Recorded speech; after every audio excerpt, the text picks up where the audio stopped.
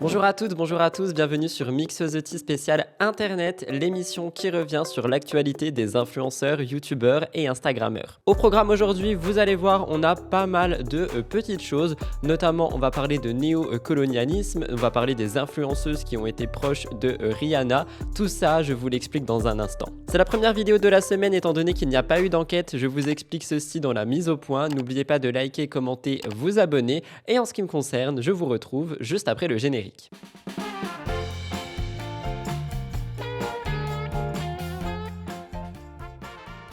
Petite mise au point pour commencer, MTTI, je voulais vous remercier d'être présent et présente pour moi cette semaine. Si vous me suivez sur Instagram ou sur Twitch, vous avez certainement vu que mon petit ami a été hospitalisé et donc la semaine commence assez, on va dire de manière compliquée, on va pas se mentir, étant donné que je dois gérer beaucoup de choses personnellement, plus le pro, c'est d'ailleurs pour ça qu'une enquête a sauté et un live Twitch également. Normalement, à partir de demain, les choses devraient redevenir normales au niveau de mon planning et sinon, ce sont effectivement les enquêtes qui risqueront d'être enlevées pour cette semaine et la semaine prochaine. Mais l'important, croyez-moi, c'est que MTT et MTTI soient présents pour vous. La deuxième chose sur laquelle je voulais revenir dans cette mise au point, c'est mon podcast. Je ne sais pas si vous l'avez vu, j'ai repris mon podcast sans artifice. Alors pour la petite histoire, je l'avais commencé l'année dernière.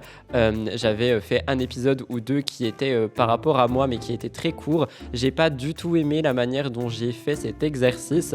C'est-à-dire que je voulais préparer un texte pour que vraiment mes mots soient le plus compris, qu'on ne dérape pas ou peu importe. Et cette année, j'ai décidé de le faire autrement pour revenir. J'ai juste pris des sujets finalement sur lesquels j'ai envie de discuter. Je fais un petit plan comme si j'étais à l'école et je parle tout simplement. Au moment où je vous parle, il y a 2 épisodes qui sont sortis parce qu'ils sortent le mercredi à 10h. Donc n'hésitez pas à me rejoindre sur les plateformes d'écoute. Le podcast est disponible sur Spotify, sur Apple Podcast, vraiment partout et aussi sur ma chaîne secondaire. Je le précise, il y a des épisodes qui sont filmés, il y a des épisodes qui ne seront pas filmés. Ça dépendra un petit peu des sujets, je pense. Mais voilà, je voulais vous le dire aussi ici de vive voix parce qu'il y a beaucoup de gens qui sont un petit peu hype de par Instagram par rapport au podcast et du coup je me dis que j'allais quand même prévenir sur YouTube. Voilà pour les 2 petits points que je voulais aborder cette semaine dans MTTI. On va se retrouver juste après le jingle pour les réels de la semaine. Vous allez voir, ils sont nombreux comme chaque semaine. Il y a des choses qui sont assez récurrentes de manière hebdomadaire. Comme vous le savez, j'aime beaucoup mettre Hugo Décrypte en avant ou alors le réel de Juliette Cadeau. J'ai décidé de rajouter 2 réels toutes les semaines au réel de la semaine. Mais ça, je vous l'explique à la fin de la chronique qui arrive. De la rubrique qui arrive d'ailleurs.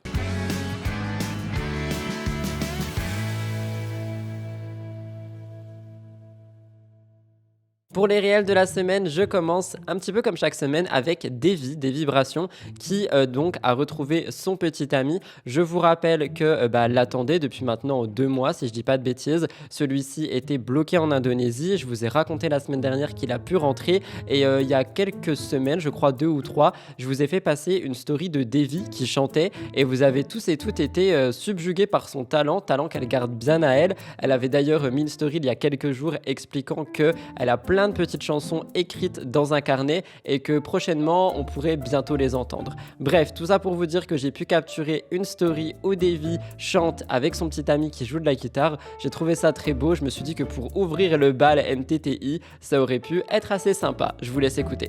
Because tonight will be the night that I will fall for you over again. Don't make me change my mind. I won't live to see another day. I swear it's true. Because a girl like you's impossible to find. It's impossible. So breathe in so deep. Breathe me in. I'm yours to keep. And hold on to your words. 'Cause talk is cheap. And remember me tonight when you're asleep. Because tonight will be the night that I will fall for you.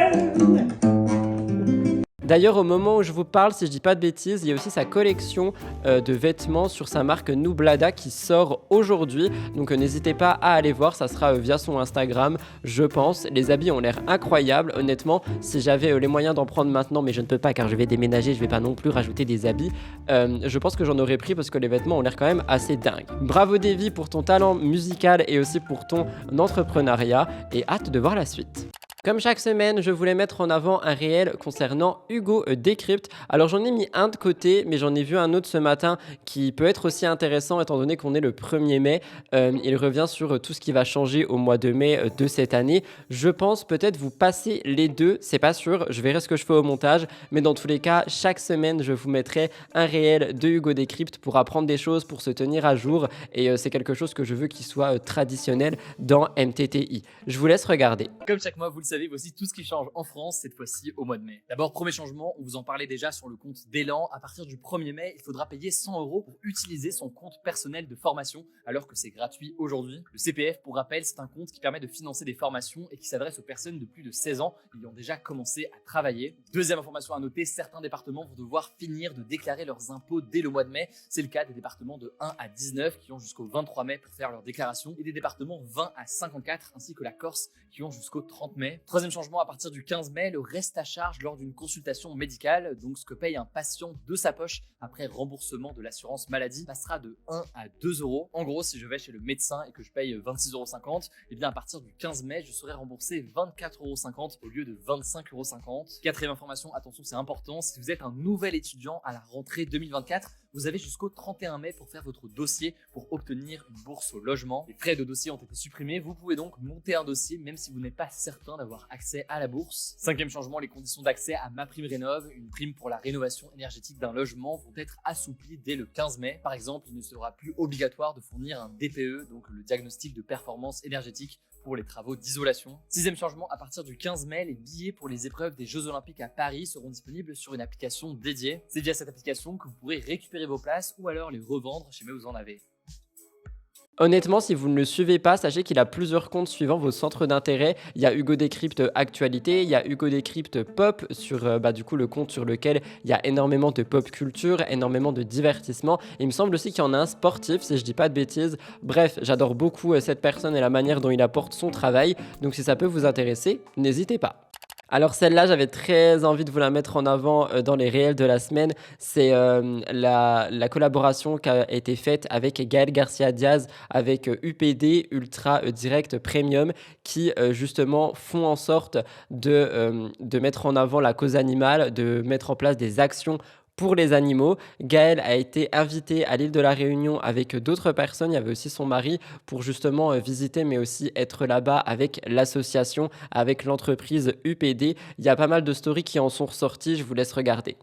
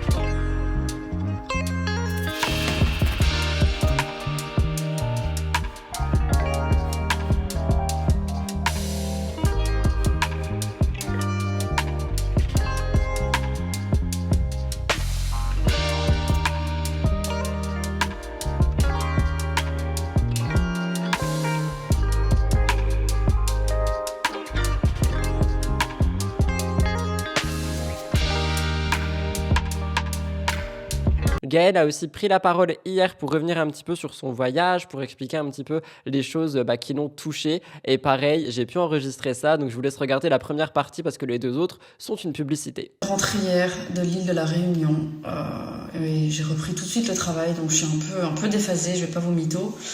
Un retour vraiment, par contre, les amis, ce voyage, mais quelle dinguerie! Alors, mis à part évidemment la beauté de l'île, les spots extraordinaires qu'on a pu visiter, découvrir, la nage avec les dauphins. Enfin, les amis, je vous ai préparé un vlog qui va arriver là bientôt.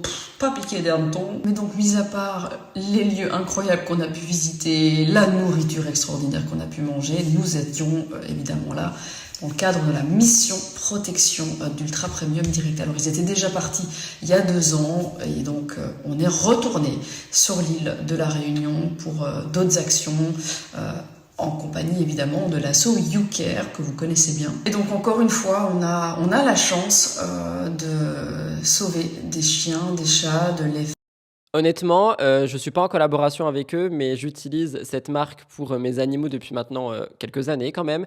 Et je vois tout ce qu'ils essayent de mettre en place, tout ce qu'ils font pour les refuges, mais aussi en dehors pour juste aider les animaux, aider les chiens errants, les chats errants, etc. Et je trouve que c'est vraiment beau de pouvoir mettre cette marque en avant. Donc j'espère un jour, pourquoi pas, pouvoir travailler avec eux. Je sais que Noolito aussi travaille énormément avec eux et c'est une marque qui peut coûter cher, mais honnêtement, ils mettent vraiment des belles choses en place. Bravo Gaël d'avoir mis ça en avant et comme vous l'avez entendu, un vlog devrait arriver. J'espère que ce sera écrit invitation à l'écran. Alix Grousset m'a fait énormément rire cette semaine dans un réel qui m'a beaucoup interloqué étant donné que ça fait 1 semaine ou 2 que quand Elliot était encore là avant qu'il parte à l'hôpital que je lui disais que j'avais très envie de faire un gâteau au yaourt. Alors pour celles et ceux qui connaissent pas, les gâteaux au yaourt c'est le gâteau où tu mets un petit pot de chaque truc etc. C'est un gâteau ultra basique et Alix Grousset a sorti un réel expliquant que c'était le gâteau oublié, que c'était le gâteau le plus simple et j'ai trouvé ça assez drôle et hasardeux étant donné que j'en parlais aussi et du coup j'avais envie de vous le mettre en avant. Si jamais vous ne savez pas quoi faire de votre 1er mai et que vous n'avez rien à faire et que vous avez les ingrédients, faites un gâteau au yaourt, c'est simple, ça prend 5 minutes et en plus c'est délicieux. Je vous laisse avec Alix. D'ailleurs si jamais vous aimez la food et même un petit peu le divertissement, je vous conseille effectivement Alix Grousset. C'est le gâteau le plus simple au monde mais c'est le préféré de mon père et comme je squatte chez lui ce week-end, c'est un peu ma façon de lui dire merci d'être venu me chercher à la gare parce que si j'avais dû rentrer en vélo, j'y serais encore. C'est un gâteau au yaourt tout simple parce que dans le frigo de mon père, j'allais pas trouver de quoi faire un Paris-Brest. Le gâteau au yaourt, personne le calcule, c'est le rejeté des gâteaux, alors que c'est quand même une petite masterclass. Tu mélanges tous les ingrédients, sauf la coquille, des œufs, c'est mieux. Je te mets la recette complète en description. Et si ton père a autre chose que des corniches ou des olives, tu peux rajouter des fruits ou des pépites de chocolat dedans. Ah oui, et si t'as des yaourts aromatisés, ça marche aussi. C'est juste que là, j'ai dû faire avec les moyens du bord. T'enfonces ça 30 minutes au four et c'est plié. Tu tartines de confiture ou de pâte à tartiner pour le pimper un peu. Et là, le gâteau, il est pas sec. Il est moelleux. Viens voir, papa. Est-ce qu'il était bon, le gâteau? Il était très bon, le gâteau. Merci. C'est bon, il valide. Je peux revenir le week-end prochain. My Better Self a été intervieweuse pour le magazine Elle et c'est pas la seule qui a eu une relation avec elle cette semaine. C'est quelque chose que je voulais mettre en avant. C'est un réel que je trouve assez intéressant de voir justement encore cette influenceuse qui a le micro et qui change un petit peu de casquette, qui va interviewer des gens. C'est pas la première fois que c'est le cas. Et d'ailleurs, j'ai dit My Better Self, mais c'est vrai qu'elle veut être appelée Louise Aubéry maintenant. Donc ça fait partie des actualités de la semaine. Je voulais vous le mettre en avant. Je vous laisse avec son réel. Nous sommes à la soirée Elle pour le lancement du numéro avec le guide spécial influence et je vais vous emmener un peu dans les coulisses de la soirée. Oh bah mince, il n'y a plus le meilleur. Ah là-bas, le pain aux figues.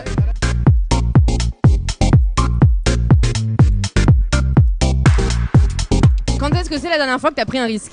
Le jour où je suis devenue maman. Quand je suis montée sur scène en Belgique. Des risques, je crois que j'en prends dans la vie de tous les jours avec une entreprise. Madame, est-ce que vous servez du beurre avec le pain? C'est une question essentielle. Qui c'est l'influenceur qui t'inspire le plus ou l'influenceuse? Je pense une influenceuse iranienne qui s'appelle Elika Lebon. J'aime bien un peu les filles comme genre Anna Roy, tu vois, la sage-femme. Louane, elle a une super carrière. Ça va peut-être paraître un peu bateau, mais je crois que c'est ma maman, ouais. Alors, le guide de l'influence. Je trouve ça hyper chouette de voir que des femmes sont mises en lumière pour autre chose que pour leur apparence physique. De voir des femmes entrepreneurs, des femmes qui s'engagent. Oh! Et moi? Salut! Le L en 3 mots pour toi. Iconique. Féminin. Audacieux. Et bah c'est la Bible des Françaises, non? Bonne soirée! Justement, on continue avec Shera. Shera aussi qui a été mise en avant par le magazine Elle cette semaine. Alors j'étais au courant un petit peu de ce qu'allait se produire, mais l'article est paru la semaine dernière et c'est quelque chose que je voulais mettre en avant étant donné qu'ils ont décidé de mettre des créatrices de contenu en avant, dont Shera, et c'est quelque chose que je trouve assez incroyable. Et d'ailleurs, il y a un petit moment vidéo qui a été pris dans son dernier 24 heures, donc ce sont des vlogs. Je vous laisse regarder. Parfait, oh, ok, that's what's going on. Oui, oui, c'est pareil. Behind this. Behind the scenes, ouais, c'est ça. Behind the sex. Il a pas besoin de behind, hein. Ah ouais, il a pas besoin de behind, c'est in.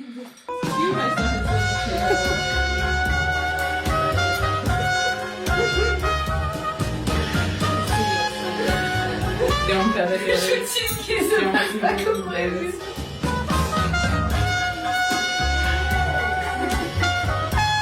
Au moins, il y a des jolis sourires. Pour vous lire le post de Shera, je suis heureuse et honorée de vous annoncer que je fais partie top 10 des créatrices et entrepreneuses de l'année du magazine Elle. Je suis contente, un peu timide, mais on m'a dit tu peux te la péter, t'es dans le top 10 de Elle, wesh. Bah voilà, je le poste, MDR spécial mention à mon chien qui m'a bien mis l'archuma pendant le shooting. Parce qu'en effet, je pense que vous avez vu ça sur la vidéo que je vous ai fait passer, son petit chien a décidé de faire, on va dire, des galipettes à la couette.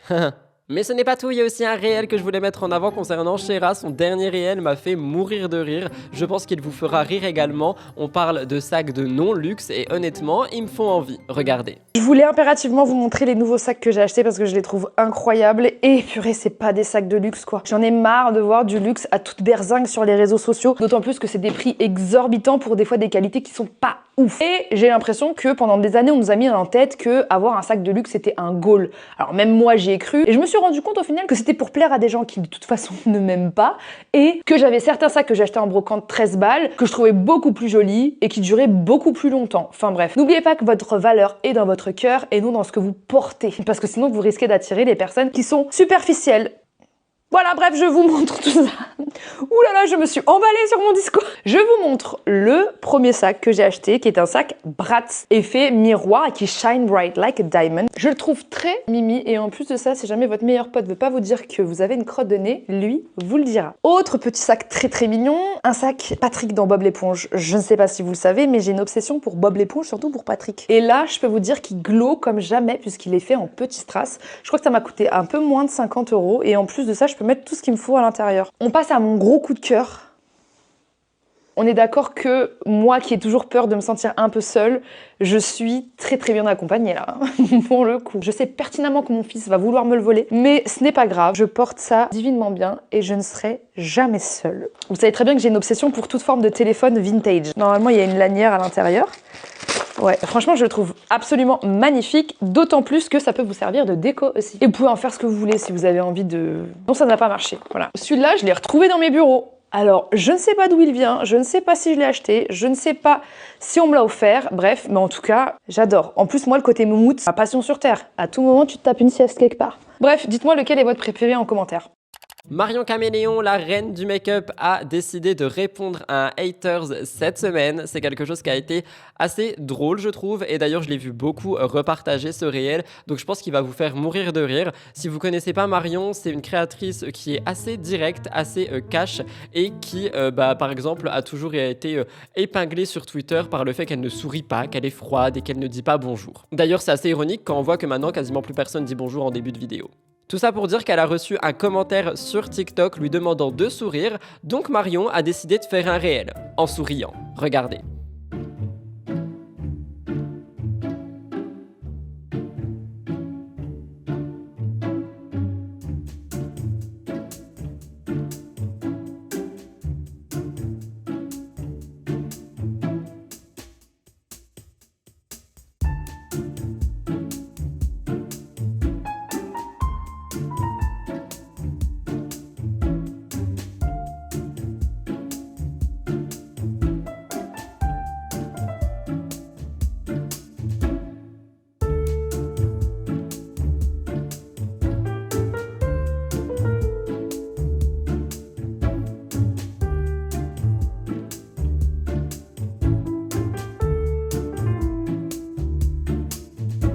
Honnêtement, ce réel m'a fait mourir de rire quand je l'ai vu et je pense que si vous connaissez la personne, vous avez également ri. J'ai dû malheureusement modifier la musique, je pense, parce que celle-ci n'est pas libre de droit d'auteur, mais j'avoue que ça m'a mis un petit peu mal à l'aise d'être fixée en souriant tout le long, donc finalement c'est peut-être mieux d'avoir l'air froide. Quoi qu'il en soit, bravo Marion, c'est la reine du make-up.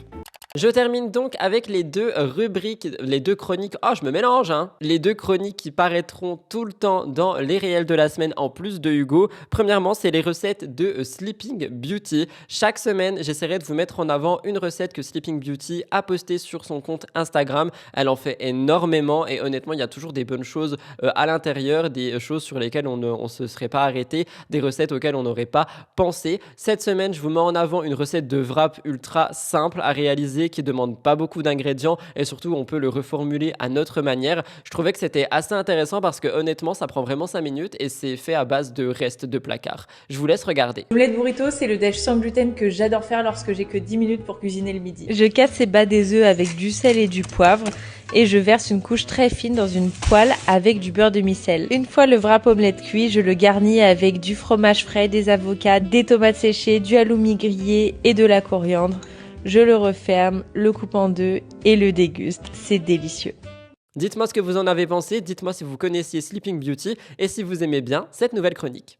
Et enfin, chaque semaine, je vais mettre en avant un placement de produit caché parce que j'ai un petit coup de gueule à passer envers mes confrères et mes consoeurs. C'est qu'on a une loi influence qui est passée, que pendant 2 mois, tout le monde notait invitations, produits offerts, collaborations commerciales. Et maintenant, j'ai l'impression que tout le monde s'en fiche. Enfin, du moins, la plupart des grands créateurs sur Instagram que je suis s'en fichent un peu. Pas tous, hein, je tiens quand même à le préciser. Et en fait, c'est dommage parce que ça met un doute chez tous les consommateurs, chez tous les internautes, chez toutes les communautés. Et ce doute peut être répercuté sur les plus petits créateurs, les plus petites créatrices dont je fais partie d'ailleurs. Et cette semaine, je voulais mettre en avant des stories de Anna RVR. Il y a pas longtemps, Anna RVR a partagé une recette secrète dans son compte Instagram, recette avec tous ses ingrédients à elle, dont une boîte de cornichons. Et il y a 2 jours, elle a décidé de poster une story nous disant que la marque lui avait gentiment envoyé plein de pots de cornichons. Mais c'est juste pas du tout écrit que c'est un produit offert, c'est peut-être pas une collaboration mais ça reste un gifting, c'est pas mentionné et honnêtement je trouve que c'est dommage parce que ça prend 2 secondes de l'écrire et je comprends pas les personnes qui ne le font pas, qui se disent que c'est peut-être honteux ou j'en sais rien, je comprends pas parce que moi personnellement quand j'ai une collaboration commerciale ou non, un gifting que je dois déclarer moi-même ou qui est dans le cadre d'un contrat, je suis ultra content de dire que c'est une collaboration, je préfère être transparent avec les gens et je trouve ça dommage en fait qu'on est en train de perdre ça avec d'autres influenceurs et d'autres influenceuses qui sont parfois plus suivis parce que justement ça met tout le monde dans le même bateau et ça crée un grand doute dans l'esprit des abonnés et des consommateurs. Donc voilà, chaque semaine je mettrai en avant un placement caché. Ce placement caché de la semaine revenait sur Anna RVR. Si vous en voyez au cours de la semaine, n'hésitez pas à me les envoyer. Voilà tout le monde pour les réels de la semaine. On va passer au tour de l'influence avec comme d'habitude la petite entracte qui revient sur le contenu de Juliette Cadeau à mettre en avant cette semaine. Donc je vous laisse avec le jingle, c'est parti. Tour de l'influence.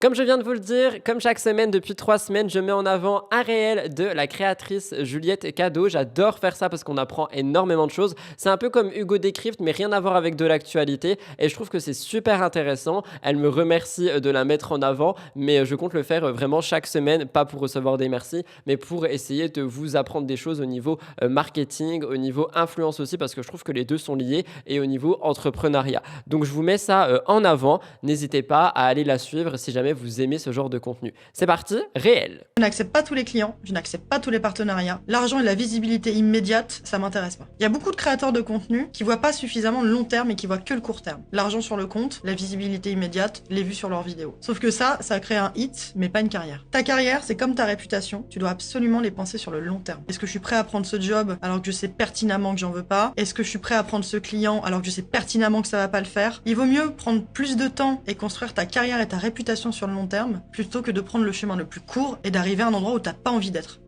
Nous commençons vraiment le tour de l'influence. Je vais pas mal rester sur mes notes parce que je vais pas vous mentir, depuis dimanche c'est la course pop. Je suis un petit peu claqué. Je commence par vous parler de Inoxtag. Inoxtag revient, est une nouvelle tendance. On rappelle qu'il s'est lancé dans une immense aventure, l'ascension de l'Everest, le plus grand sommet du monde, enfin du coup le plus haut sommet du monde. Son défi a commencé le 4 avril 2024. C'est un exploit personnel pour Inox, mais c'est aussi un moment clé dans sa carrière d'influenceur parce que depuis le début de cette aventure, il maintient un énorme mystère. On n'a pas d'image, on n'a pas de vidéo, on n'a que son guide Mathis qui partage ici et là des informations sur son ascension.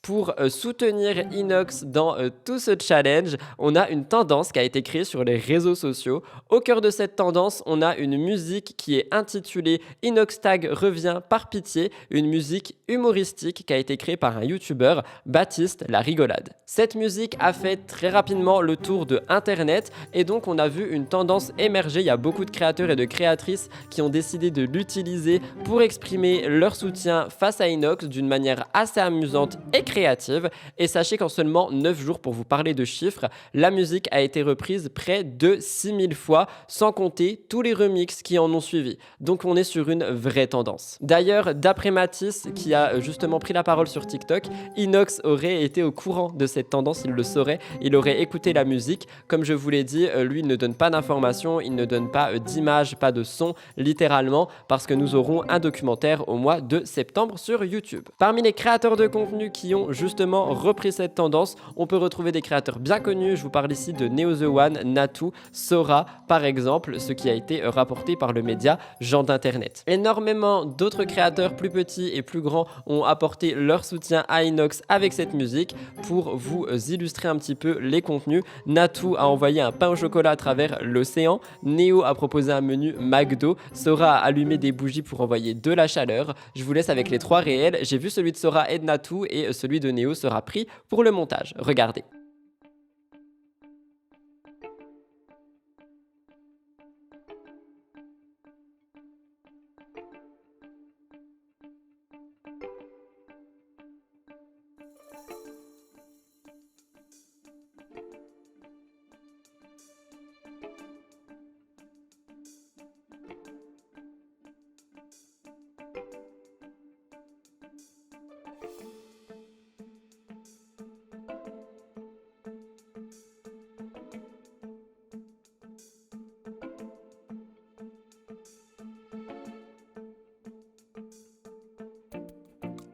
Comme on le voit, on est quand même sur une grande solidarité envers Inox. C'est quelque chose qui me fait énormément sourire et je pense que cette tendance n'est qu'à son début. J'ai aussi vu d'autres créateurs et créatrices jouer dessus. C'est quelque chose qui est assez fun et solidaire à la fois. Encore une fois, son parcours est vraiment incroyable et j'ai hâte de voir au mois de septembre ce petit documentaire. Cette actualité a été prise entièrement sur le média Gens d'Internet. Je vous fais un update par rapport à TikTok. On en a parlé la semaine dernière. TikTok est dans une situation assez bancale et touchy aux États-Unis. Il y a une loi qui pourrait entraîner l'interdiction de l'application sur le territoire américain. Pour vous donner un petit peu de contexte via le média Gens d'Internet, au mois de février dernier, on a un groupe parlementaire qui a donc proposé un projet de loi à la Maison-Blanche qui exigeait que TikTok, qui est détenu par l'entreprise ByteDance, soit vendu à une entreprise américaine, sinon quoi, elle serait interdite. Cette semaine, la loi a été adoptée, Joe Biden l'a signée et selon cette loi, TikTok a 9 mois pour trouver un acheteur avec une période supplémentaire de 3 mois si des négociations serait en cours. D'après cette loi, TikTok ne pourra plus contrôler l'algorithme et donc ça peut avoir un impact majeur sur le fonctionnement. Je vous parle également ici des créateurs et des créatrices de contenu sur l'application qui vont directement être touchés par tout ça. Face à tout ça, on a eu l'équipe de TikTok aux États-Unis dirigée par Chu Zhiqiu qui est le CEO de TikTok US qui a lancé une série de vidéos et d'appels à l'action pour faire une certaine pression. On a des fenêtres sur l'application qui ont incité les utilisateurs à contacter les sénateurs pour s'opposer à la loi. On a des spots publicitaires qui ont été diffusés et lui-même s'est adressé à la plateforme. Quoi qu'il arrive, pour le moment, l'interdiction, elle semble vraiment arriver et donc TikTok a voulu changer de tactique en s'adressant aux entreprises. Dans une vidéo publiée sur les comptes professionnels, le CEO explique les mesures qui sont prises par l'équipe pour répondre aux exigences américaines. Je cite, il souligne les conséquences potentielles désastreuses de l'interdiction pour les entreprises et les utilisateurs. Il ne s'agit pas seulement d'une interdiction, mais aussi d'une atteinte à la liberté d'expression. TikTok affirme avoir investi des milliards pour protéger les données américaines et garantir l'intégrité de la plateforme. Selon ce qu'il a dit, l'interdiction de l'application pourrait menacer 7 millions d'entreprises et réduirait au silence 170 millions d'Américains, dont des clients, des internautes, etc., etc. La situation semble difficile, mais TikTok ne veut pas baisser les bras face à tout ce qui est en train de se passer. Et justement, il y a cette rumeur et cette théorie qui est en train d'être mise en avant sur plein de réseaux, notamment Reddit. J'ai vu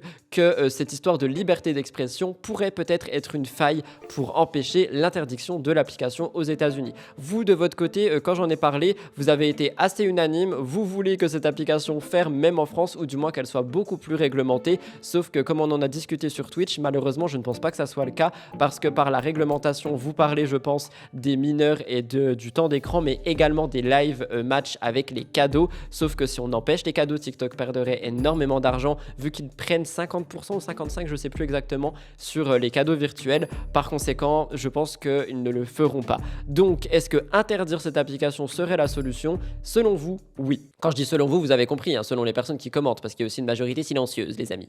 Océane et plusieurs autres influenceuses ont eu l'opportunité de s'envoler à Los Angeles pour aller assister à un événement organisé par la marque de cosmétiques de la chanteuse Rihanna, Fenty Beauty. C'est un événement qui a été assez attendu par ces influenceurs et ces influenceuses, étant donné que la présence de Rihanna était justement attendue également. J'ai vu Sanana Sialé, il y avait donc Océane, il me semble avoir vu Salir, Oneshey, j'ai vu pas mal d'influenceuses. Pendant le séjour à Los Angeles, Océane, que j'ai principalement suivi avec Sana, ont partagé pas mal de moments. Océane a partagé un petit goûter, une spécialité qu'elle a eue, une spécialité de la marque faite en chocolat. Ça l'a beaucoup étonnée, regardez. Je viens littéralement d'arriver dans ma chambre, je suis à Los Angeles pour un événement Fenty Beauty, je me suis déplacée uniquement pour ça.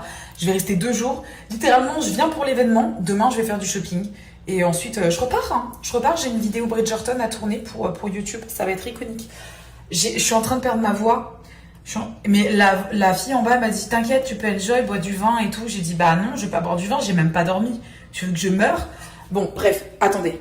Ma chambre est ultra cute, elle me rappelle un petit peu la vibe de ce que j'avais quand on était au Costa Rica. Et regardez, what is that? Qu'est-ce que c'est? C'est quoi, c'est une bougie? Il y a marqué. Attends, ça se mange? Non, ça se mange pas, mais pourquoi il y a marqué Sweet bite in the best light, cut open and enjoy? Ça se mange? Ça se mange, regardez.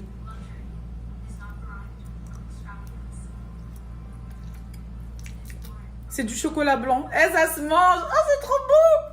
Malheureusement pour elle, comme beaucoup lors de l'événement, elle voulait sa petite photo avec Rihanna. Alors énormément de personnes l'ont eu. J'ai vu pas mal d'influenceuses avoir un petit moment avec elle.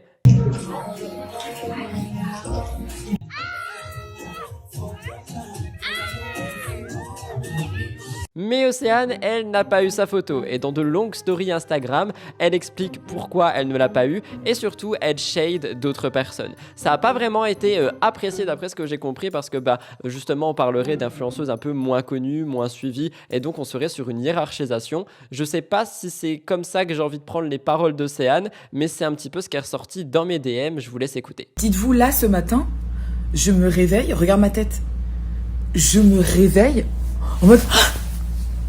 J'ai pas eu ma photo avec Rihanna. Genre, je suis fan de personne, à part de Olivier, des enfants d'Olivier, et littéralement de Rihanna. Genre, I'm nobody's fan. Quand on me dit, ouais, Océane et tout, est-ce que t'as des inspi, est-ce qu'il y a des gens et tout, est-ce qu'il y a une meuf à qui tu t'identifies, je dis toujours Rihanna. Ria fucking na. I'm a fucking fan. Genre, I'm a fan. J'ai fait Paris-Los Angeles pour venir te voir. J'ai pas eu de photo. Mais en vrai, c'est pas de sa faute. C'est quoi, il y avait tellement de monde. Et tu sais ce que ça m'a appris? Les gens sont sauvages. Non, au-delà du fait que les gens soient sauvages, they know the business. Those people are influencers. Ils veulent leur photo avec Riri. Ils vont se battre pour avoir leur photo avec Riri. Moi, tu sais, j'ai de l'humilité. Je suis là en mode, it's okay, go ahead, allez-y, non, it's fine. Vous inquiétez pas, vous pouvez passer, je vais avoir ma photo tranquillement, soyons civilisés. Jamais. J'ai jamais eu ma photo, j'aurais jamais dû être civilisée. je suis triste, d'accord? Et tu sais pourquoi je suis triste? Parce que il y avait une influenceuse, genre, elle a pas trop d'abonnés là-bas. Genre, elle est pas connue aux States, tu vois. Je vais même pas dire son nom. Elle a été tellement méchante avec moi. Genre, elle a été so mean. J'étais là. Genre, I was so sad. En mode, mais pourquoi t'es en train de m'embrouiller? Je veux juste récupérer mon sac. J'étais, mais I was shocked. Et j'ai adoré ma soirée, hein. Attention, ma soirée était iconique. Ça valait archi la peine. C'était incroyable. Mais je crois que le décalage horaire, la fatigue, le fait que j'ai pas eu ma photo avec Riri et qu'il y ait cette influenceuse qui en vrai est un nobody, mais qui était méchante. J'étais là. Après, on peut quand même se servir de ça comme enseignement, parce que sache que si tu veux quelque chose, il y a 100 personnes autour de toi qui veulent exactement la même chose, mais qui vont se battre pour. Genre, littéralement, c'est la même chose. Je voulais ma photo avec Rihanna. Bien sûr, je voulais ma photo avec Rihanna. J'étais en fan day, je la voyais, j'étais là, elle est trop belle. Oui, mais il y a 45 autres meufs juste autour de toi là. Tu crois que tu vas passer deuxième? Elles sont là pour prendre ta place. Elles veulent la même chose que toi. Et tu sais quoi, la vie, c'est comme ça. Tu veux quelque chose, tu dois te battre pour l'avoir. Il n'y a aucune raison qu'on te le donne aussi facilement. Et quand c'est quelque chose que les gens veulent, d'autant plus. Genre, you have to fight.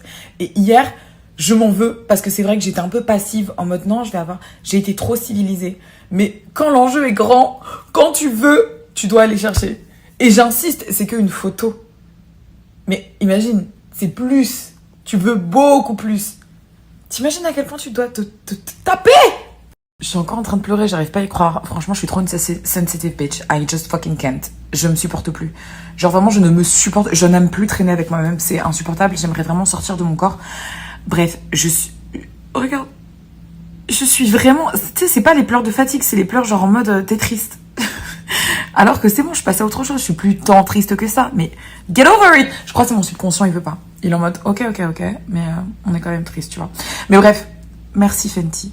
Vraiment, il y a des produits Fenty dans ma chambre, c'est déjà super. J'ai passé une soirée exceptionnelle. En vrai, la soirée était vraiment exceptionnelle. C'était incroyable. J'ai passé une bête de soirée, ça valait largement la peine. Tu vois? Et puis voilà, aujourd'hui, on va faire du shopping. And it's okay. Vous me direz ce que vous pensez par rapport à tout ça. Tout ce que j'ai envie de vous dire, c'est que cet événement semblait quand même être assez incroyable. Et la présence de Rihanna, je pense qu'elle était quand même attendue. Pour vous donner un petit peu des nouvelles après ça, elles sont... Enfin, je dis elles parce que j'ai principalement suivi des femmes. Hein, mais il y a eu pas mal de temps libre à Los Angeles et pas mal de petites posts et de petites choses qui en sont ressorties. La semaine dernière, Lena Situation, je vous l'ai dit, a surpris tout le monde, sa communauté y compris, en annonçant un nouveau projet, la création de sa chaîne secondaire qui s'appelle Lena Retournement de Situation. Cette initiative, elle, a été faite parce que Lena veut un petit peu diversifier, voire retrouver son ancien contenu et répondre à une attente de sa communauté. Sur cette nouvelle chaîne, Lena prévoit de partager des vidéos assez différentes de tout ce qu'il y a actuellement sur sa chaîne principale, des vidéos moins prises de tête, des vidéos moins prod, moins montées. C'est une décision qui est assez stratégique parce que du coup, ça va permettre de resserrer fortement le lien avec sa communauté. Et les spectateurs, les viewers de cette chaîne, Lena Retournement de Situation, vont se ressentir très proches d'elle, moi y compris. La semaine dernière, je vous avais expliqué qu'elle avait posté une story pour expliquer un peu tout ça. Normalement, je l'ai encore, je vous laisse écouter. Hello, j'espère que vous allez bien. Vous l'avez peut-être vu, mais j'ai fait une interview avec le casting de Challengers, donc Zendaya, McFace, Josh O'Connor. Et pour la première fois, c'est pas une interview que j'ai postée sur Canapé 6 places, puisque le format ne s'y prêtait pas pour que ce soit sur mon podcast. Par contre, je l'ai posté sur TikTok. Et je pensais que c'était chouette, étant donné que c'est un contenu qui est un peu court, mais en même temps un peu plus long, puisqu'il dure 15 minutes. Et je me suis dit aussi que ça pourrait être sympa d'essayer de le poster sur une autre plateforme. Mais vous m'avez dit, on n'aime pas trop Lena, s'il te plaît, trouve une solution. Alors, je vous écoutais. J'ai posté toute l'interview sur YouTube, pas sur la chaîne Lena Situation, puisqu'on la garde pour d'autres projets et d'autres choses qui arrivent prochainement.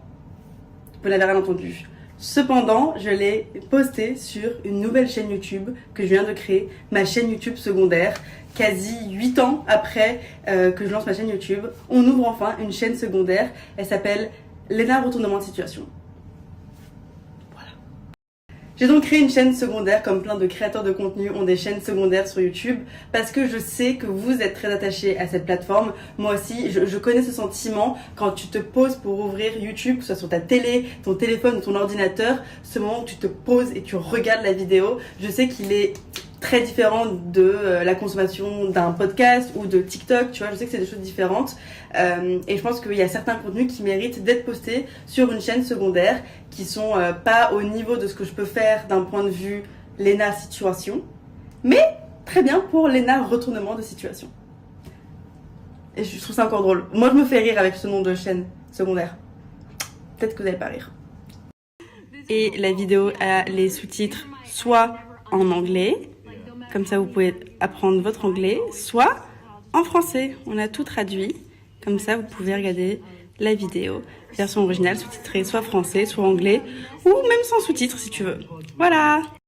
Et tu vois, c'est absolument pour cette raison que j'adore ma communauté sur les réseaux sociaux, c'est-à-dire que j'ai tenté quelque chose, vous avez dit ok, elle tente, mais je suis pas sûre que ça fonctionne, et au lieu de me bâcher, vous avez dit peut-être essaye de le faire comme ça, peut-être que c'est pas le bon format, peut-être que c'est pas la bonne plateforme, et en 1 heure, j'ai dit ok, on crée une chaîne YouTube secondaire, peut-être que c'est là où plein de contenus que je voulais poster sur ma chaîne principale mais que je trouvais n'étaient pas assez bons ou qui me donnaient trop d'anxiété à poster sur une aussi grosse plateforme, et ben peut-être que sur une plateforme qui est plus petite, une chaîne secondaire où il y a peut-être moins d'attente aussi, et ben ça fonctionnera et c'est là où les gens aimeront se retrouver le soir pour regarder des vidéos.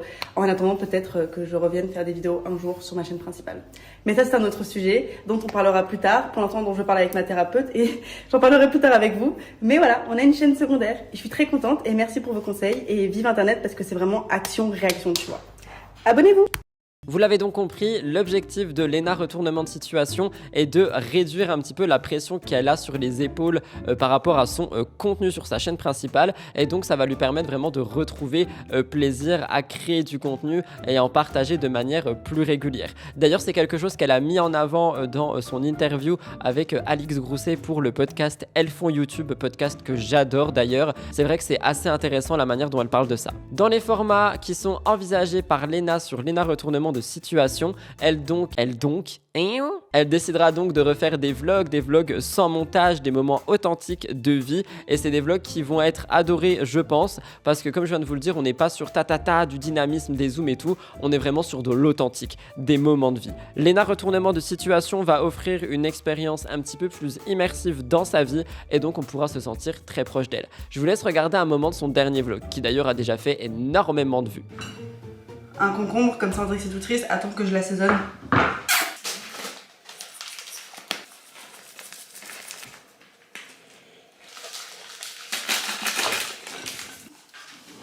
Vraiment, je suis monsieur qui n'assaisonne pas, je vais pas mettre 1 gramme de sel, 1 gramme de poivre. Ta vie elle est fade. Je peux pas le dire. Cette décision répond à une demande très forte de sa communauté depuis un petit moment. Léna, tu refais quand des vlogs? Léna, tu reviens quand sur YouTube? Eh bien, la voilà, elle est de retour, seulement pas avec des grosses productions. Et justement, ça a été beaucoup noté dans les commentaires, parce que du coup, j'ai été fouiller les commentaires, c'est un petit peu mon travail, et j'ai vu que la plupart des gens étaient ultra content de voir cette vidéo sans montage, cette vidéo pas du tout produite, cette vidéo authentique. Ça leur a fait énormément plaisir. Vous me direz ce que vous en pensez si jamais vous l'avez vu. De mon avis, je pense effectivement que c'est une chaîne qui risque de beaucoup fonctionner, et je pense qu'on pourra retrouver une facette de Léna qu'on avait pas mal perdue ces dernières années à cause principalement de la pression exercée sur sa chaîne principale.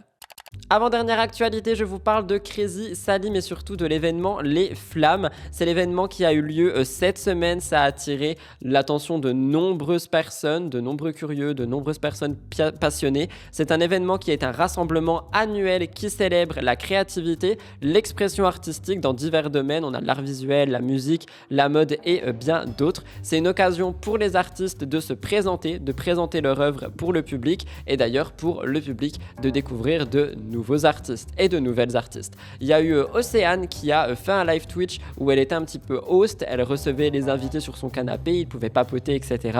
On a d'ailleurs eu pas mal de personnes, dont Eva Queen. Tout le monde n'a pas reconnu Eva Queen dans le chat, mais c'était bel et bien elle. Seulement, on a aussi eu Sally, Crazy Sally, et sa présence a été assez critiquée. On a eu un petit drama sur les réseaux sociaux que je vais vous expliquer. En tant que personnalité publique, Sally est souvent au centre de l'attention et de nombreuses news, discussions et aussi divergences. Sa présence à Les Flammes n'a pas du tout fait exception à la règle, elle a attiré l'œil des médias spécialisés et des internautes. La présence de Sally n'a pas été sans controverse, ça arrive très souvent dans le monde des influenceurs, mais la concernant, ça arrive de plus en plus. Sa présence a été scrutée de très près, on a eu pas mal de réactions qui ont émergé, on a eu des réactions positives, mais aussi des réactions négatives. Beaucoup ont salué sa présence et l'impact qu'elle pourra avoir sur justement cet événement qui est assez culturel, et d'autres ont soulevé certaines questions. Pour analyser et comprendre tout ça, je vais me pencher sur le média Lix Media qui a fait une analyse de 2 minutes sur Sally, sa présence aux Flammes et Sally et elle en général. Je trouve que c'était assez intéressant, je voulais vous le mettre en avant, je vous laisse regarder. Sally serait-elle la reine des polémiques? C'est une question que l'on peut se poser suite à sa participation aux Flammes hier soir. En effet, l'influenceuse a été invitée par la marque Samsung, avec laquelle elle a une collaboration annuelle pour devenir host de l'événement Les Flammes. Pour rappel, Les Flammes est une journée dédiée à une cérémonie mettant en avant la pop urbaine, organisée par Bouscapé, Yard et célébrée également par Spotify. Et coup de théâtre pour Sally qui se trouve au cœur d'une nouvelle polémique. En effet, celle-ci a été questionnée, critiquée concernant sa performance lors de l'accueil de célébrités. Je vous mets un extrait tout de suite. Question au resto, qui doit payer l'addition? C'est le mec. Joli Cars Gang President a tranché. Ma grande pizza. Oh mon Dieu. Là ma belle, on va faire une petite interview. Meuf, t'es magnifique. Si c'est gentil. Ayana comme moi, je suis un petit peu gag because c'est une Dipeta dress. Elle est absolument magnifique, mais est-ce que tu peux nous le dire nous toi-même? Qu'est-ce que tu portes ce soir? Alors là, j'ai oublié. Résultat, une grande polarisation avec des personnes qui ne comprennent pas sa performance, soulevant notamment le fait qu'elle soit à l'aise, et surtout sur sa crédibilité vs un autre journaliste ou une autre personnalité plus connue dans ce domaine. Les avis sont partagés et certains vont soutenir la créatrice de contenu.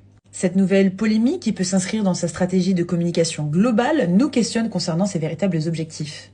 Et malgré une communication contrôlée pour atténuer la crise, comme vous pouvez le voir en story sur Instagram, le rebranding de Sally pose question aujourd'hui.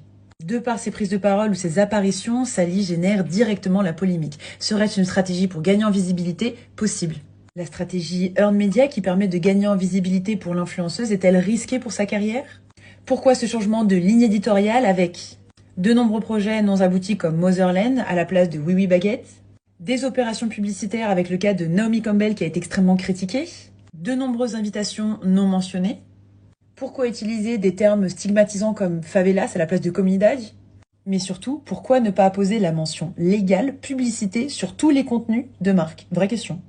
Comme vous l'avez vu, on peut donc questionner sa présence, on peut questionner sa légitimité à cet événement. C'est quelque chose qui a beaucoup été mis en avant sur X. On m'a demandé de revenir dessus, vous m'avez demandé de revenir sur le petit drama donc qu'il y a eu. Je le fais. Moi, je pense que Sally avait effectivement tout à fait sa place dans les Flammes pour avoir ce micro et pouvoir parler à des guests, que ça soit Aya Nakamura ou d'autres personnes, mais j'avoue que je pense qu'il faut casser un petit peu la barrière de je suis copine avec eux et avoir un côté assez pro. Je trouve par exemple que si je la compare, attention c'est pas du tout à faire mais ici je veux le faire pour imager, si je compare la présence de Océane et la manière dont elle s'est adressée aux invités, c'était un peu copain aussi mais beaucoup plus pro. Et Sally faisait plus un peu fan girl et je pense pas que ça soit quelque chose qui doit être fait quand on tient ce micro et qu'on doit justement interviewer les hosts. Je pense que tu peux le faire en privé mais pas de cette manière. Vous me direz ce que vous en avez pensé, mais c'est quelque chose qui a fait pas mal discuter. Et enfin, je termine avec Ndiela Miliamacha en Corée du Sud. Alors je pense qu'encore une fois, je vais me faire décalquer. Je précise, je n'ai rien contre Ndiela. J'ai été le premier à mettre en avant son pop-up en disant qu'effectivement, pour une jeune entreprise, c'est incroyable d'en être arrivé là aussi vite. Seulement, ça a fait beaucoup parler. Il y a beaucoup de questions en dessous, beaucoup de zones d'ombre. Andy a répondu à la plupart des choses, donc je vous raconte. Mais s'il vous plaît, gardez vos fourches. Je fais ça parce qu'il y a un poil. Miliamacha, la marque de Ndiela, a récemment fait parler d'elle avec un pop-up éphémère en Corée du Sud. Ce qui a attiré l'attention, c'est la plupart des choses qui ont attiré l'attention, c'est premièrement que ça a été en Corée et deuxièmement qu'il y a énormément de clients qui étaient français, voire que des Français. Andy a répondu, attendez, Ça soulève des questions assez intéressantes sur les relations entre la Corée et le Japon, sur l'authenticité de l'approche de Milia Matcha en matière de marketing. Pour comprendre, il faut un petit peu faire du contexte. La marque Milia Matcha, je vous l'ai expliqué sur ma chaîne secondaire, apporte une touche de modernité selon Andy au monde traditionnel du matcha et donc ça lui a valu une certaine popularité sur les réseaux sociaux. Je vous ai fait une vidéo sur ma chaîne secondaire expliquant que effectivement pour moi cette marque n'est pas traditionnelle mais bel et bien trendy, qu'il n'y a pas de problème avec ça mais qu'il faut quand même le préciser le plus que possible pour les personnes qui découvriraient le thé matcha et qui penseraient que c'est juste ça, que c'est juste une boisson à la mode, que c'est juste avec du lait, etc., etc. Pas du tout. Il y a vraiment une grande culture et une grande tradition derrière le thé matcha et je trouve ça dommage de ne pas le préciser qu'on est une marque trendy. Elle l'a précisé une fois. En organisant cet événement, ce pop-up éphémère en Corée du Sud, il y a eu beaucoup de questions qui ont été soulevées, notamment parce qu'il y avait énormément de Français. Donc, est-ce que c'était un pop-up juste pour ses abonnés? On va voir ça. Je rappelle que la Corée et le Japon sont des pays aux traditions bien distinctes, notamment en ce qui concerne le matcha. Les relations entre le Japon et la Corée du Sud ont été et sont toujours marquées par une histoire complexe. C'est des tensions qui ont des racines dans un historique qui est non résolu aujourd'hui et il y a toujours des conflits au moment où je vous parle. Sur le plan marketing culturel, les tensions entre le Japon et la Corée ont un impact significatif étant donné que leurs différends historiques et les perceptions négatives entre les deux pays peuvent influencer les stratégies de marketing chez l'un et chez l'autre. Et si je vous dis ça, c'est parce que si vous avez suivi toutes mes émissions MTTI, Ndiela a ouvert d'ailleurs son entreprise au Japon et donc je trouve que pour respecter le Japon, respecter la culture du matcha, le pop-up aurait dû être ouvert au Japon. Andy a expliqué, vous allez l'entendre, qu'elle a ouvert son pop-up en Corée du Sud parce que c'est sa ville de cœur, parce que selon elle, le matcha là-bas n'est pas bon et parce qu'elle avait vraiment envie de lier sa ville de cœur avec son entreprise. Et honnêtement, c'est quelque chose que je comprends totalement. Mais je répète, avec l'influence qu'elle a et déjà le problème qu'il y a autour de la culture du thé matcha avec Milia Matcha, je pense qu'il aurait juste fallu l'ouvrir au Japon et ça aurait déjà enlevé une grosse zone d'ombre. Les marques que vous avez choisi aujourd'hui. Moi, j'ai pris le Vanilla Iced avec du lait d'avoine. Matcha latte cérémonial. Ouais. Vanille. J'ai pris vanille. Matcha latte à la vanille. J'ai pris le vanille. J'ai pris vanille. Lui à la fraise. Cérémonie avec le lait d'avoine. J'ai pris du coup matcha traditionnel à la fraise. Matcha vanille. Le vanilla. Vanille. J'ai pris le matcha vanille. Moi, j'ai pris un matcha latte fraise. J'ai pris le matcha à la vanille. Vanille fraise. Donc la question se pose, est-ce que Milia Matcha utilise la culture japonaise pour atteindre des fins marketing sans respecter de l'éthique et pleinement l'essence de la marque? C'est une question qui est assez légitime étant donné que la marque opère dans un domaine très délicat que celui du thé matcha qui est, je le rappelle, une boisson culturelle, une boisson traditionnelle. Ce n'est pas juste une boisson trendy sur TikTok. Donc on peut réfléchir par rapport à la manière dont Milia Matcha organise ses événements. On peut réfléchir à la manière dont Andy communique et si tout ça n'est pas justement que du marketing. Il est très important de célébrer la diversité culturelle mais en veillant à ne pas exploiter ou dénaturer les traditions de manière irrespectueuse, ce qui pour moi est le cas ici. On parle donc de néo-colonialisme de marque. N'hésitez pas à partager vos réflexions dans l'espace commentaire, mais avant ça, Andy a réagi à la plupart des choses qui ont été dites. Premièrement, pourquoi la Corée? Comme je vous le dis, elle a réagi selon elle, c'est parce que c'est sa ville de cœur et parce que le matcha en Corée n'est pas bon. Ce sont ses mots, je vous laisse écouter. Beaucoup ont réagi en disant pourquoi c'est pas à Paris, je voulais venir. Je ne vous dis rien, mais je peux vous dire que vous n'avez pas à vous inquiéter. Tout le monde aura son pop-up, c'est promis. Et là, en fait, bon, je vais vous montrer, vous expliquer un petit peu le concept, parce que là, on va sur le pop-up, il est 21h30 et on doit y aller parce que c'est demain à 11h. Je vais tout vous expliquer, mais en fait, là, on fait comme un mini pop-up, c'est comme un petit café Milia Matcha qui ouvre pour 2 jours. Et elle a aussi réagi au fait qu'il n'y aurait eu que des Français, parce que sur toutes les stories, sur tous les réels, nous avons vu que des personnes françaises et donc encore une fois on peut se dire que on marche sur la tradition et la culture déjà du Japon par rapport au matcha mais aussi de la Corée en imposant ce pop-up français.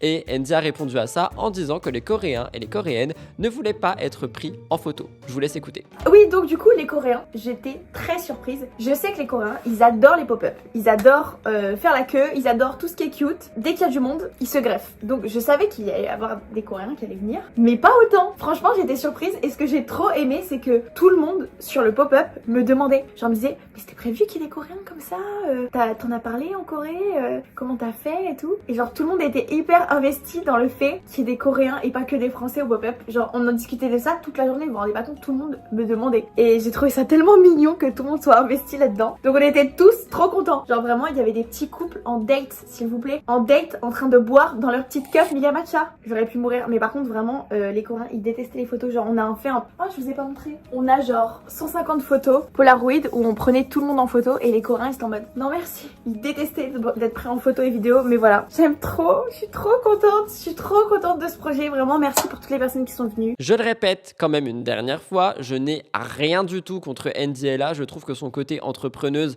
est vraiment incroyable et que c'est dingue ce qu'elle arrive à faire à son si jeune âge et d'avoir autant d'opportunités avec son entreprise qui pareil est si jeune. Mais culturellement parlant, éthiquement parlant, étant un grand consommateur de matcha et adorant cette culture, la culture japonaise, honnêtement je vous avoue que ça me dérange tout ce qu'il y a autour de la marque et tout ce qui est pas dit, toutes les choses que j'ai déjà mentionnées par exemple sur ma chaîne Lifestyle. Mais je n'ai rien contre NDLA, s'il vous plaît arrêtez de dire que je la déteste, j'ai été le premier à commenter son réel. Faut juste savoir faire la part des choses. Et quand je dis cette phrase, je parle évidemment aux personnes qui n'arrivent pas à faire la différence et à prendre du recul, pas à celles et ceux qui savent le faire justement et qui sont un petit peu plus matures dans ma communauté. Mais comme par exemple, je pense des fois vous n'êtes pas d'accord avec moi quand je dis quelque chose, ça veut pas dire que vous me détestez. Quand vous avez quelque chose à me reprocher, ça veut pas dire que vous me détestez non plus. Et bien là c'est pareil, je ne connais pas Andy, j'ai rien à lui dire, enfin je ne peux pas la détester, vous voyez ce que je veux dire, et j'apprécie vraiment la créatrice de contenu que c'est, mais tout ce qu'il y a autour de Milia Matcha qui est ombri et qui n'est pas dit, personnellement ça me dérange, mais c'est moi. Voilà tout le monde pour le tour de l'influence, il a été assez riche, j'espère qu'il a pu vous intéresser, vous plaire. On va passer aux 3 comptes à découvrir et aux vidéos de la semaine. J'ai pensé à 3 mais j'en rajoute une 4e, donc c'est parti, jingle.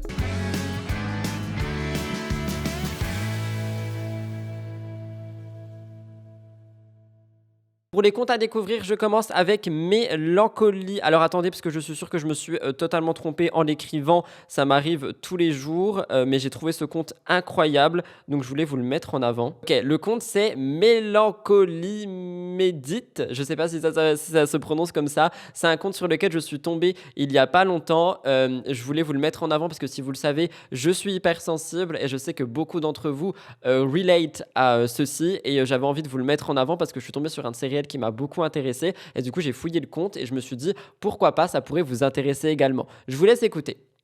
Juste un petit message pour te dire que ton complexe il te définit pas, que toi tu vois que ça, mais la vérité c'est que nous on le voit pas. Nous ce qu'on retient de toi, ce qu'on retient de ton corps, c'est les bons moments, c'est les éclats de rire quand tu racontes une blague, c'est les câlins réconfortants que tu nous fais quand on se sent pas bien, c'est les balades qu'on fait des fois, c'est les verres qu'on boit entre amis et les déjeuners qu'on organise. Nous, ce qu'on voit, c'est l'entièreté de ce que tu es, et c'est pas simplement ton complexe, parce que t'es un ensemble de choses bien plus géniales que ton complexe. Alors je te fais un gros bisou. Et mon deuxième compte à découvrir, je suis tombé sur son réel où elle pimpe sa 3DS ou sa 2DS, je sais plus exactement c'est laquelle. Et je me suis dit que c'est vrai que peut-être beaucoup d'entre vous ne la connaissaient pas. Et vu que je sais que vous aimez bien un petit peu mon univers rose, coloré, un peu girly, mais pas trop, etc. Je me suis dit que vous allez peut-être apprécier le contenu de Heyo Coralie. Elle fait du make-up, elle parle un petit peu d'éco. J'aime beaucoup en fait, elle a son univers bien à elle. Donc n'hésitez pas, je vous mets un réel, je ne sais pas lequel. Si jamais vous la connaissez pas, allez la découvrir. Je rappelle que tous les comptes sont en barre d'infos. Et si jamais j'ai oublié de les mettre, rappelez-le moi, j'oublie souvent.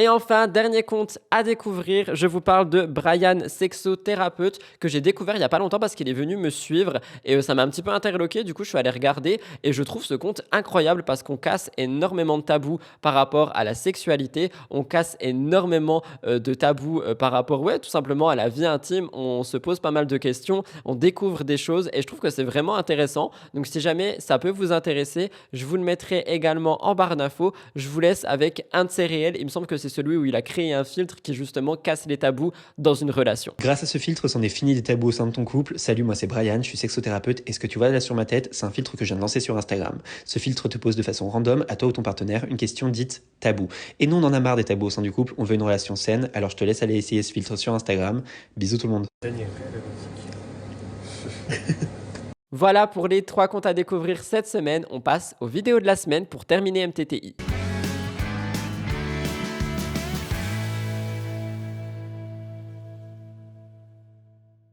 Première vidéo que je voulais mettre en avant, JujuFitCat qui a fait sa FAQ annuelle. Alors elle l'a fait tous les ans justement, c'est annuel, Rudy réfléchit. Mais j'avais envie de vous la mettre en avant cette semaine parce que c'est une vidéo que personnellement j'attends tous les ans. Juju est très honnête à l'intérieur, elle est toujours très franche, elle est authentique et c'est quelque chose qui personnellement me fait plaisir à voir sur les réseaux sociaux. Je vous laisse regarder. Parce que c'était quelque chose de très intime pour moi, que j'avais pas vécu depuis longtemps. Vraiment avoir un gros down de santé mentale, ça faisait très longtemps que j'en avais pas eu. Ça a été très compliqué de se l'avouer, de faire en sorte de...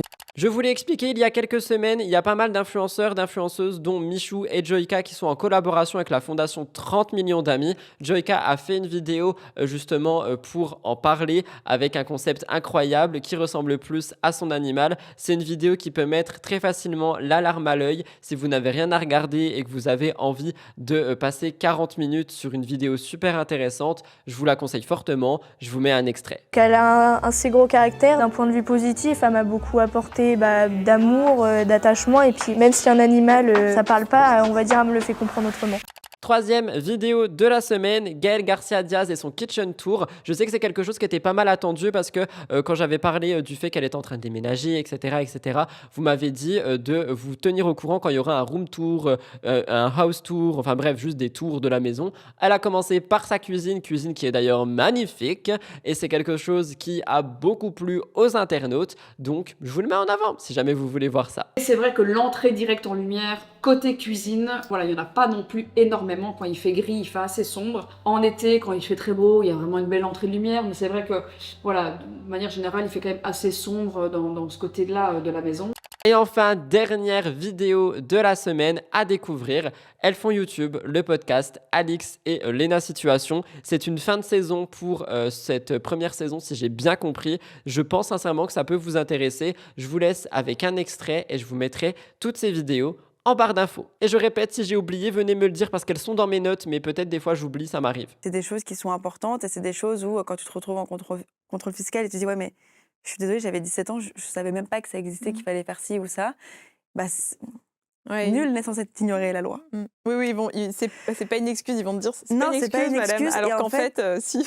Je comprends et c'est vrai qu'on se retrouve vite dans un grand bain de la vie d'adulte et tu te dis c'est dommage parce que j'ai passé tellement d'années à l'école que ça aurait été chouette de me rentrer quelques heures pour apprendre à gérer tout ça. Voilà tout le monde pour MTTI cette semaine. J'espère sincèrement qu'il a pu vous intéresser, vous plaire, malgré le fait que je ressemble à un zombie et que je suis éclaté depuis dimanche. N'oubliez pas de liker, commenter et vous abonner pour me soutenir. En ce qui me concerne, je vous laisse là. Je vous retrouve soit fin de semaine pour une enquête, mais j'y crois pas du tout, soit dimanche pour MTT, People et télé-réalité. Bye guys, love you, profitez de votre 1er mai.